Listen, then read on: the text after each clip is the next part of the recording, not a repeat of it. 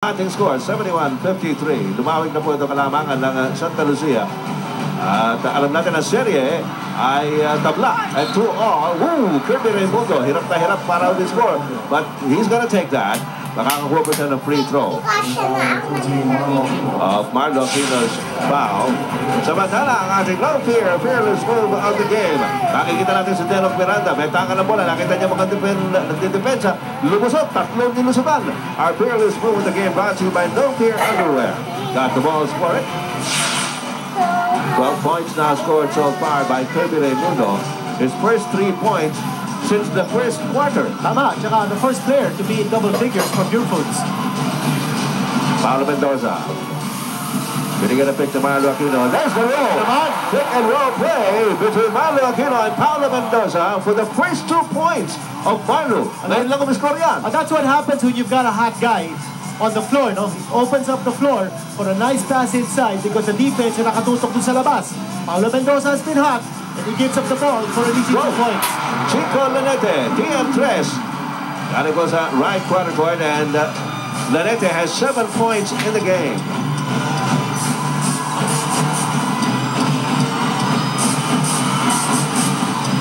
Paulo Mendoza.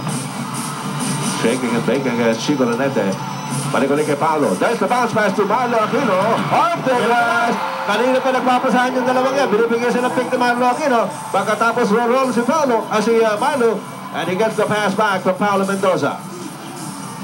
Chico Lanete kicks it out to Roger Yap. Roger Yap out to Noy Castillo.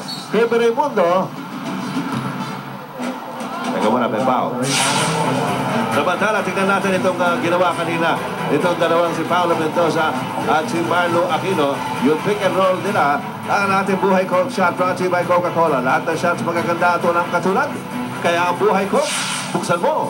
Yan ang perfect example ng pick and roll. Yeah. The man who sets the pick will roll towards the basket and will get the pass back for an easy 2 points.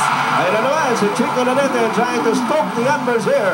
Para sa Pure Foods, TM3 yan. Galing kay Chico Lanete, he has 10 points in the game. Eh, kanina pa hinahanap yan ni Coach Ryan Gregorio. He needs some good outside shooting from 3-point distance to get back in this game. And Kelly Williams, hindi nakatira. Marlo Aquino decides to go for it. Oh, yes! Ano ba yan?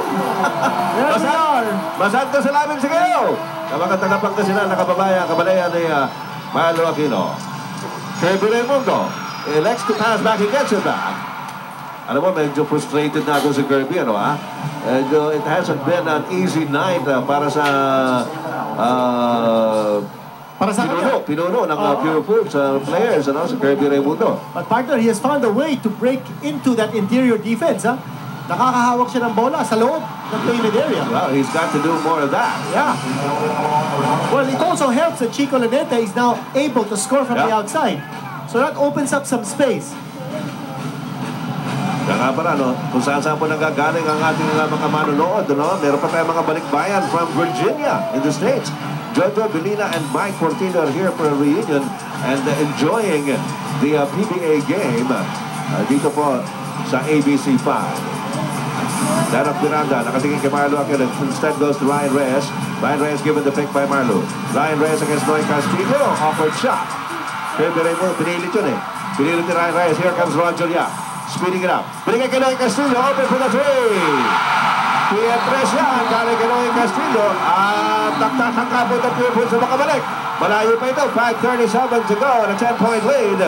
O 10-point deficit. We have a timeout. We'll be right back. This timeout is brought to you by Sunmig Coffee 100% premium instant coffee. Siksik sa tapang.